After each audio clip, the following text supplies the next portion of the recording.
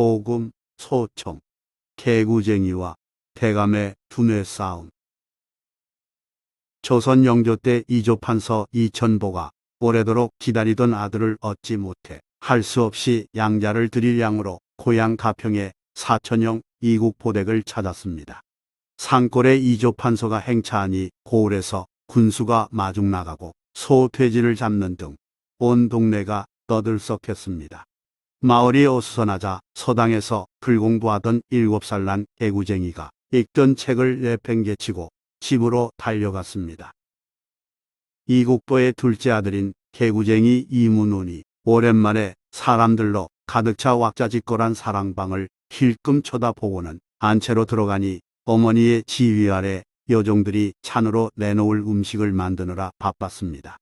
생선을 굽고 나물을 삶고 도토리묵을 쓰고 고기를 재는 등 야단법석인 상황에서 이문호는 구워놓은 고기를 덥석 집으려 하며 말했습니다. 어머니, 나 고기 한 점 먹을래요. 그 말에 어머니는 기겁하며 말렸습니다. 한양에서 오신 판서 아저씨 드릴 반찬이니 건드리지 말고 나가 놀다가 점심때 들어오너라. 이런 말과 함께 어머니가 밀쳐내자 이문호는 입을 삐죽 내밀며 말했습니다. 서울 아저씨만 입인가요? 나도 입이 있는데. 이문호는 알겠다며 물러서면서 혼잣말로 중얼거렸습니다. 소의 거식이나 떼어서 구워 먹어야겠어. 이문호는 정말로 부엌에 있는 식칼 하나를 집어들고 밖으로 나갔는데 어머니와 부엌 사람들은 일에 바쁜 나머지 눈여겨보지 않았습니다. 외양간에서 이문호의 소의 거시기에 막칼을 대려할 때 사랑방에서 외양간 방향으로 앉은 이천보가 열린 문으로 내다보다가 놀라 말했습니다. 형님, 어떤 녀석이 칼을 들고 소의 거시기를 때려 합니다. 이국보가 뒤돌아서 내다보니 작은 아들이었기에 놀라 급히 말했습니다. 이놈, 걔 무슨 짓이냐? 어서 칼을 내려놓고 당장 이리 들어와. 서울 아저씨께 인사드려라. 아버지의 부름에 사랑방으로 들어온 이문호는 코를 훌쩍거리며 서울 아저씨에게 구복 한번 절하고 재빨리 뒤돌아 나가면서 서울 아저씨도 예사 사람과 똑같네라고 혼잣말로 중얼거렸습니다. 이문원이 어디론가 사라진 뒤 잠자코 보고만 있던 이천보가 사천형에게 말했습니다. 형님, 이번에 남들에게는 성묘하러 간다고 했지만 실은 형님 아들 중에서 하나를 양자로 데려가고자 상의하러 왔습니다. 더 말할 것 없이 소의 거시기를 때려던 방금 그 녀석을 주십시오.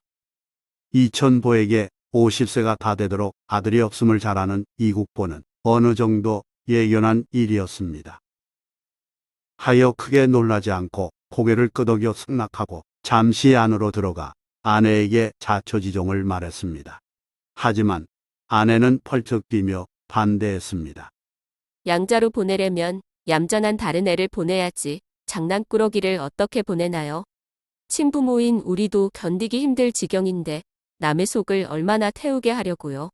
나가서 다시 의논해 보셔요. 당신 말이 일리 있소. 이국보는 사랑방으로 나와 이천보에게 다른 아이 중 한 명을 고르는 게 어떠냐고 제안했습니다. 그렇지만 어인일인지 이천보는 한사코 다른 아이는 싫고 오로지 소의 거시기를 때려던 그놈을 달라고 말했습니다. 이국보는 다시 아내에게로 가서 그 말을 전한 다음 이천보에게로 돌아와서 결국 그렇게 하기로 결정했습니다. 그럼 자네 뜻대로 하시게. 이국보는 둘째 아들을 불러 양자로 가게 된 사실과 이런저런 당부를 한 후 이천보가 준비해온 옷과 신발을 내주며 말했습니다. 아저씨가 가져온 옷인데 내일 갈 때 갈아입거라. 아이 입장에서는 놀랄 일일 텐데 이문호는 아버지 말을 듣고도 또 새 옷과 신발을 보고도 좋아하거나 섭섭해하거나 당황하는 기색 없이 덤덤한 표정으로 나가 친구들과 장난치며 놀았습니다. 당최 속을 알 수 없는 녀석이야. 그런 이문호를 보고 이국보는 끌끌 혀를 찼지만 양자를 얻게 된 이천보는 그저 빙그레 미소만 지었습니다. 이천보를 따라 서울로 온 이문호는 새로 마련된 글방에서 독선생을 모시고 천자문부터 글 공부를 시작했습니다. 공부 진행 상황이 어떤지 궁금한 이천보는 한 달쯤 된 어느 날 선생을 불러 넌지시 물어봤습니다. 공부 진도는 얼마나 나갔어? 그 질문에 선생은 민망해하는 표정으로 답했습니다. 참으로 큰일입니다. 장난이나 다른 일에는 사리가 분명한 아이건만 글 공부에는 둔하기 이를 데 없습니다. 지금까지도 천지현왕의 뜻을 깨치지 못하고 있습니다. 공부하는 아이를 너무 허술하게 다룬 탓이 아니여. 좀 더 다잡아 보구려. 이천보는 선생의 말에 고개를 갸우뚱하면서 양자 이문론이 장차 정승은 몰라도 판서는 될 제목이라고 생각했습니다.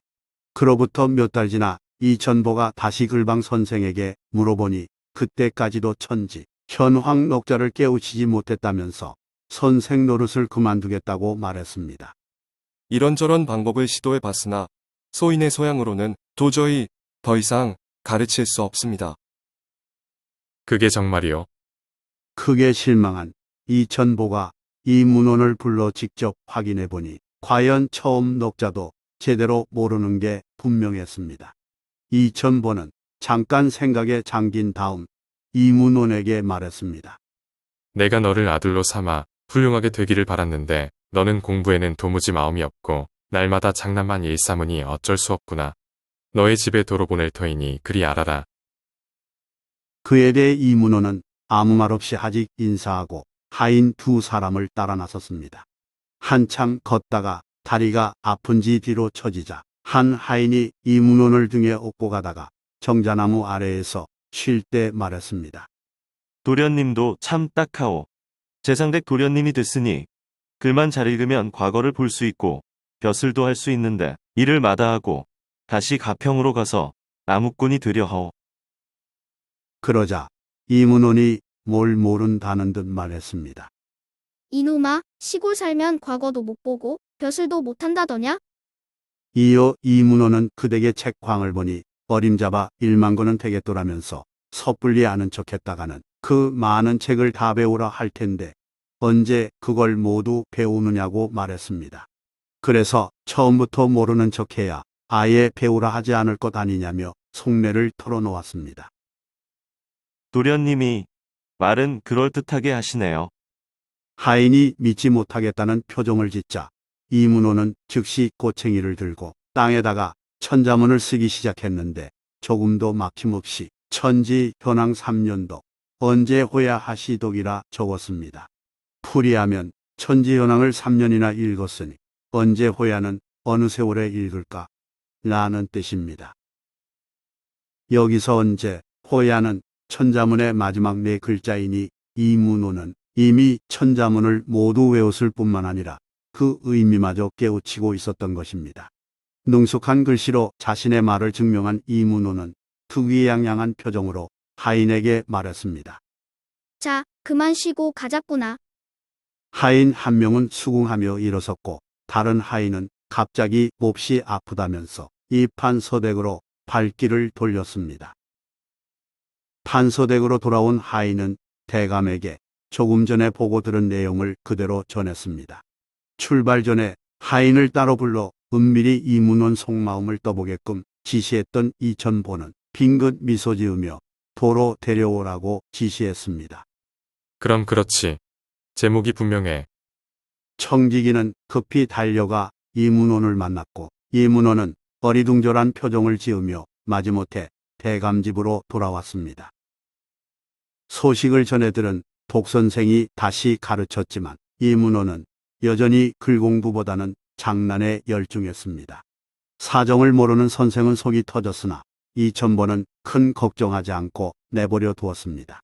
그러던 어느 날 이천보가 입골하면서 이문호에게 좁쌀 한 마를 주면서 퇴청할 때까지 세워놓으라고 지시했습니다. 오늘은 공부 안 해도 좋으니 좁쌀이 몇 알인지 세어보아라. 이문호는 예하고 대답했으나 이천보가 입골하자마자 그 길로 밖으로 나가 동네 친구들과 어울려 온종일 장난치며 놀았습니다. 그러다가 이천보가 퇴청할 때쯤 약방으로 가서 저울을 빌린 다음 헐레벌떡 집으로 돌아와 좁쌀 한 돈중을 달아 그 수를 세웠습니다. 그리고 다시 큰 저울을 갖다가 좁쌀 부대를 달고 좁쌀을 쏟은 다음 부대만 달았습니다. 이문호는 저울과 좁쌀 부대를 한쪽으로 밀쳐놓고는 꿇어 엎드려 무언가 끙끙거리며 열심히 계산하더니 이제 다 됐다라며 툴툴 털고 자리를 정리했습니다. 그때쯤 이천보가 돌아와 대문을 들어서자마자 이문호를 보며 물었습니다. 좁쌀을 다 세었느냐? 그래 몇 알이더냐? 이문호는 종이에 적어놓은 수를 거침없이 대답했습니다. 좁쌀을 언제부터 어떻게 세었더냐? 이천보는 하인을 불러 좁쌀을 어떻게 샜는지에 대한 이야기를 확인하고는 매우 기뻐했습니다. 요즘은 초등생도 구구단을 외우지만 조선시대에는 가감승제 중 승제, 즉 곱셈 및 나눗셈은 어른이 되어도 잘하지 못했던 바 어린 아들이 승제를 훤히 깨우치고 있음을 파악했기에 좋아한 것입니다. 이문호는 훗날 병조 판서, 판의금 부사, 예조 판서 등을 역임했으니 말썽꾸러기 어린 아이에게서 뛰어난 재능을 파악한 이천보의 해안은 실로 놀랍다고 말할 수 있습니다. 한편 이문호의 양부 이천보는 영조 때 사도세자의 사강원 스승이었고 정승자리에 10여 년 있으면서 어진 정치를 펼쳤으나 사도세자가 몰래 평양으로 놀러간 일에 대한 책임을 지고 자살했습니다. 좋아요 및 구독은 영상 제작에 큰 힘이 됩니다. 고맙습니다.